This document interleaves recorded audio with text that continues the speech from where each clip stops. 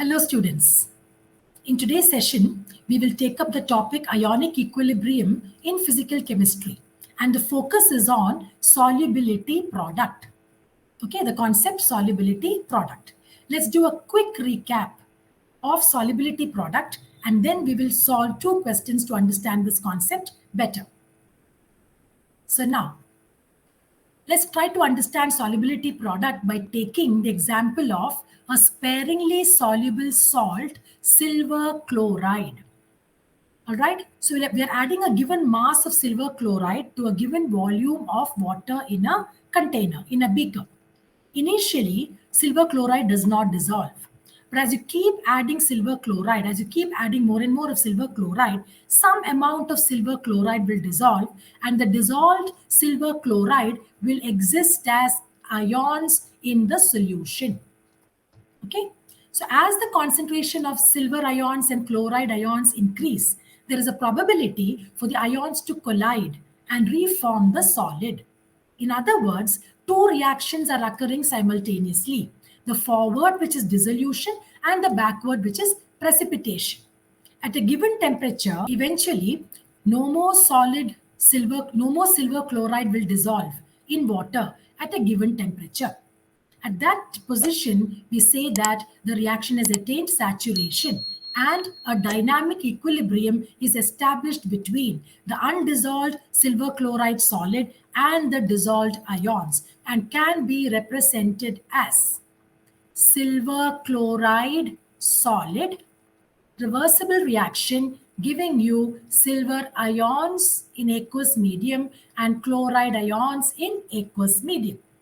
This is how we represent the dynamic equilibrium between the undissolved silver chloride and the dissolved silver chloride, which exists as ions in solution. Since it is an equilibrium situation, we can arrive at the expression for the equilibrium constant, which is represented as the solubility product. It is a product of the concentrations of the two ions in solution. We do not include solid silver chloride concentration in the expression, right? Because it is unity. So this is the expression for the solubility product. For any solid at a given temperature, there is only one value for solubility product. So solubility product is an equilibrium constant. On the other hand, solubility is an equilibrium position, which is affected by changes in concentration of the ions or the solid and temperature. The forward or backward reaction may be favored. So solubility is an equilibrium position, whereas solubility product is an equilibrium constant. All right. So that is the difference between solubility and solubility product. Now, some more features to be understood. Now, this right-hand side is a product of concentration of ions and can be represented or can be called as ionic product, or can also be represented as QSP, which is the reaction quotient. All right. So the relationship between solubility product and the reaction quotient will help us to determine whether precipitation occurs or whether dissolution occurs. Okay. So when the solution has attained equilibrium, we say that the solution is saturated. The solution is saturated, and under these conditions, KSP is equal to QSP. But in the presence of an ion common to silver and chloride, or any of these two ions, the concentrations of the ions will increase, or the ionic product will increase. And in such a situation, what happens? We apply Le Chatelier's principle to this equilibrium. The equilibrium position gets affected. So increase in concentration of any one of these two ions due to the addition of a common ion, the backward reaction will be favored and precipitation will occur. So increase in concentration of the ions will result in a higher value for QSP and a lower value for KSP. In such a scenario, precipitation occurs. So for precipitation to occur, or for the backward reaction to dominate, KSP should be less than QSP. Okay. And now we have a situation if the concentration of the ions is reduced. If the concentration of these ions are reduced, then the forward reaction will dominate, right? So in other words, more solubility will happen or more dissolution occurs. So if the concentration of ions decrease, then the QSP value will decrease. It will be lower than the KSP value, and we say that the solution is unsaturated. So under these conditions, KSP will be greater than QSP.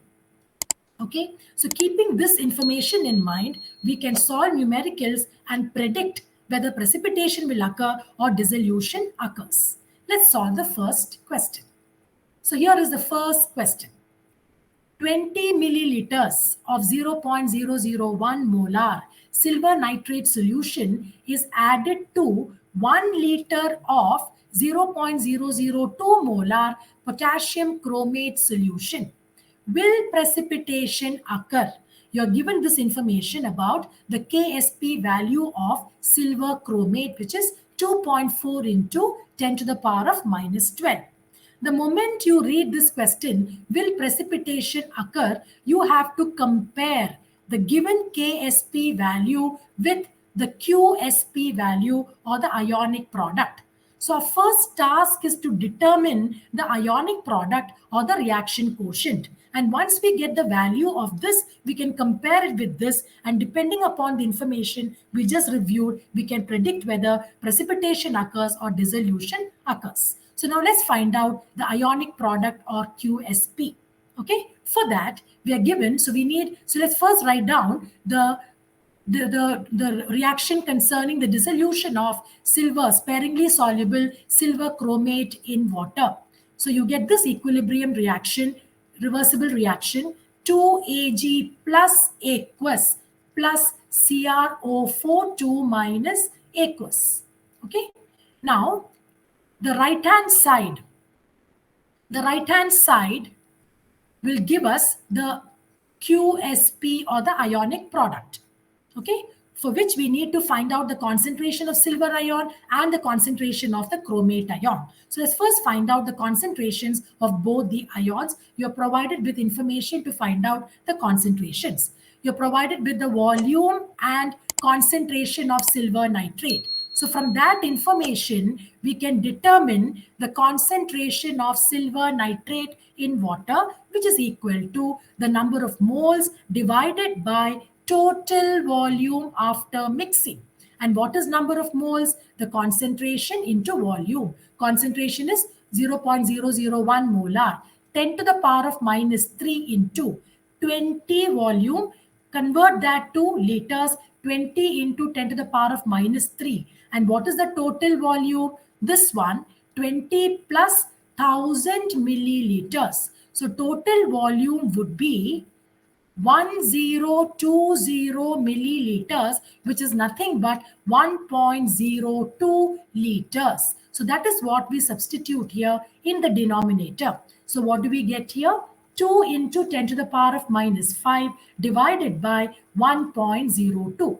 We will not solve it further. We can assume that 1.02 is 1. So we can simplify it further as 2 approximately 2 into 10 to the power of minus 5 molar or moles per liter.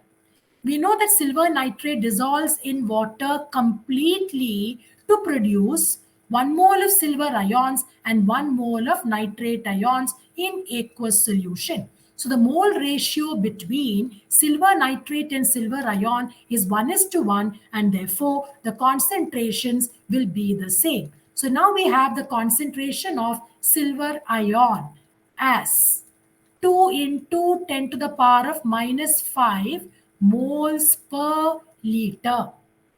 Okay, so now our task is to find out the concentration of potassium chromate first. Again, potassium chromate, being a soluble salt, will completely dissociate to give you 2K plus. So let's write down the equation corresponding to potassium chromate.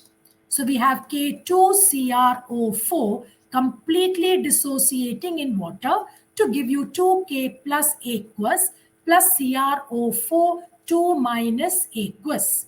Focus on potassium chromate and chromate ion. The mole ratio is 1:1. So if we find out the concentration of potassium chromate, it will be equal to the concentration of chromate ion. So what is the concentration of chromate ion? Again, number of moles divided by total volume. So what is the number of moles here?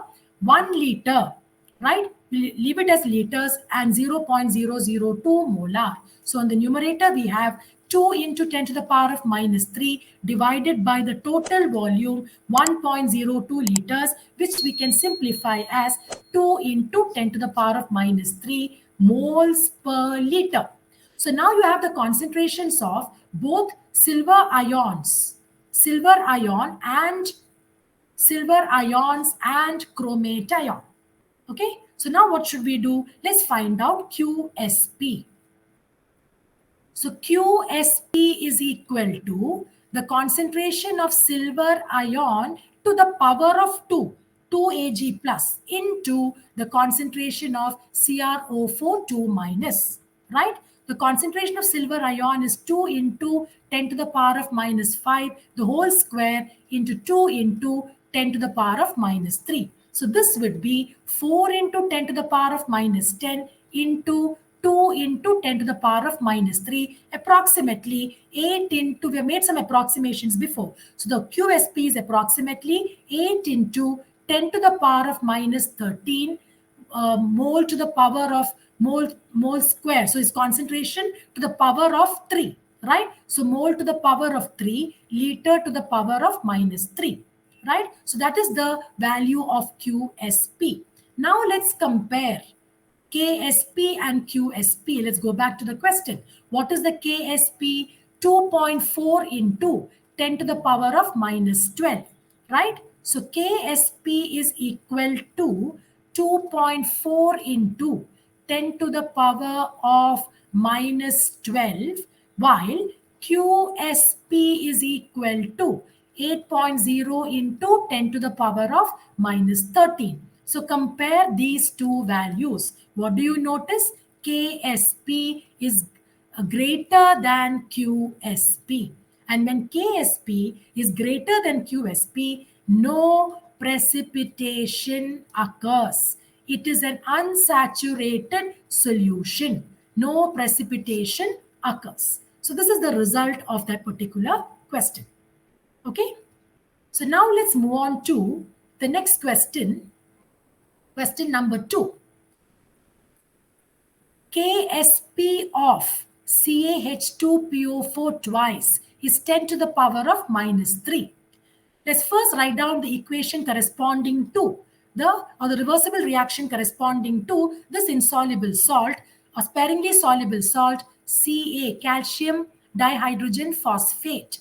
CaH2PO4 twice solid. It is a sparingly soluble salt.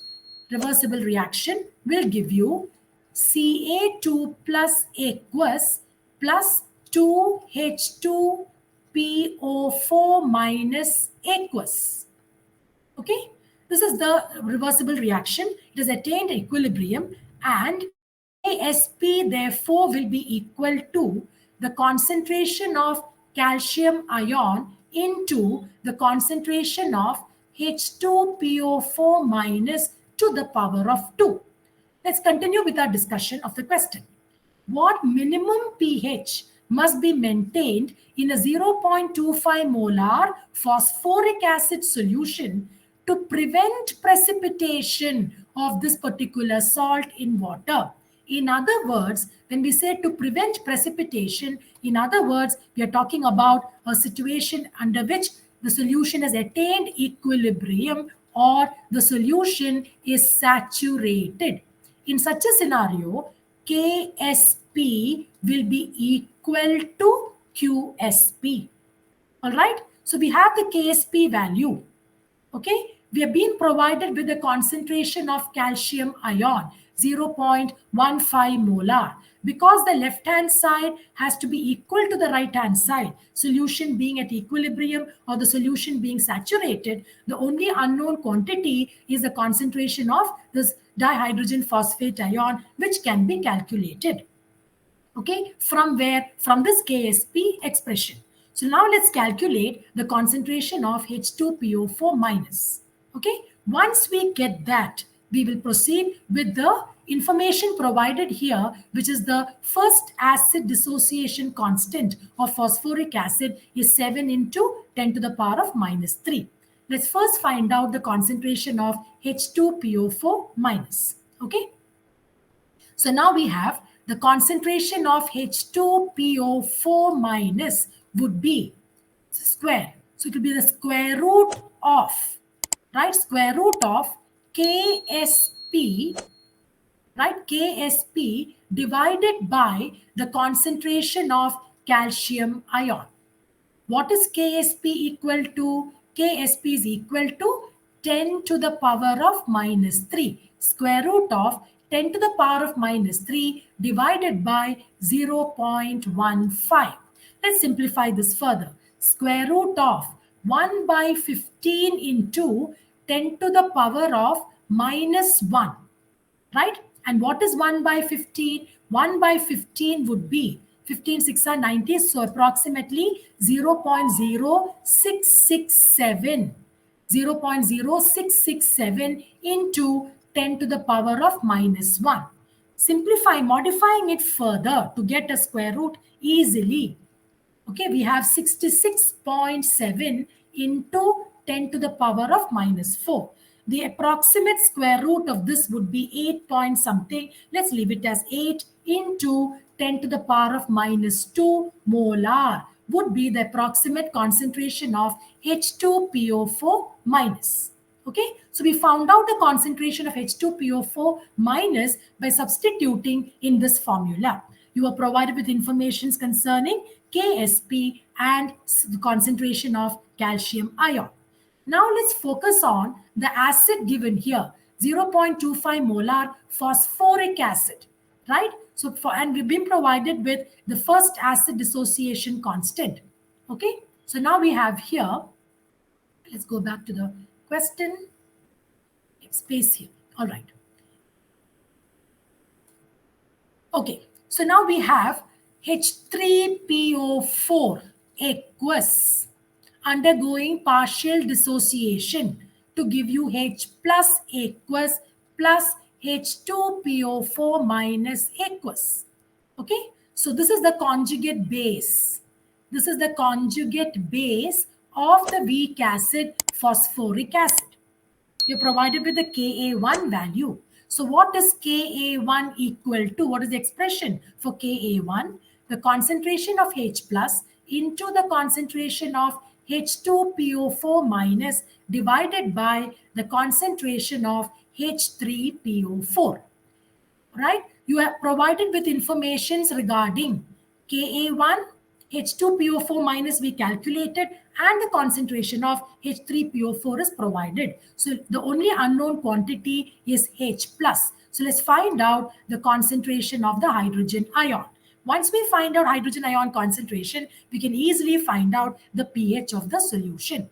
All right. So H plus concentration is equal to Ka1 into concentration of phosphoric acid divided by the concentration of the conjugate base. Okay. So what do we have here? Ka1 is equal to, what was Ka1 equal to? 7 into 10 to the power of minus 3. 7 into 10 to the power of minus 3 into phosphoric acid is 0.25. Phosphoric acid is 0.25 molar, which is 25 into 10 to the power of minus 2 divided by H2PO4 minus concentration. Approximate value is 8 into 10 to the power of minus 2. We can cancel these. Again, 8 3s are 24, 3 point something. 7 3s are 21. Approximately 21 into 10 to the power of minus 3, or that is equal to 2.1 into 10 to the power of minus 4. Minus 2. 2.1 into 10 to the power of minus 2. 2.1 into 10 to the power of minus 2, which we can, for simplifying our calculation, this could be equal to 2 into 10 to the power of minus 2. That is the hydrogen ion concentration. So now how do we find out the pH? pH is equal to negative logarithm of hydrogen ion concentration, 2 into 10 to the power of minus 2. right? So we know that negative log of 10 to the power of minus 2 is 2. So 2 minus log 2. Log 2, you know, is 0.3010. So what does this result in? You get the answer 10 minus 1, 9, 9, 6. So approximately 1.7 will be the pH of that solution to prevent precipitation. All right. So these were two different types of questions involving solubility product. I hope by solving these questions, you have understood the concept of solubility product and how to apply it in numericals. Thank you.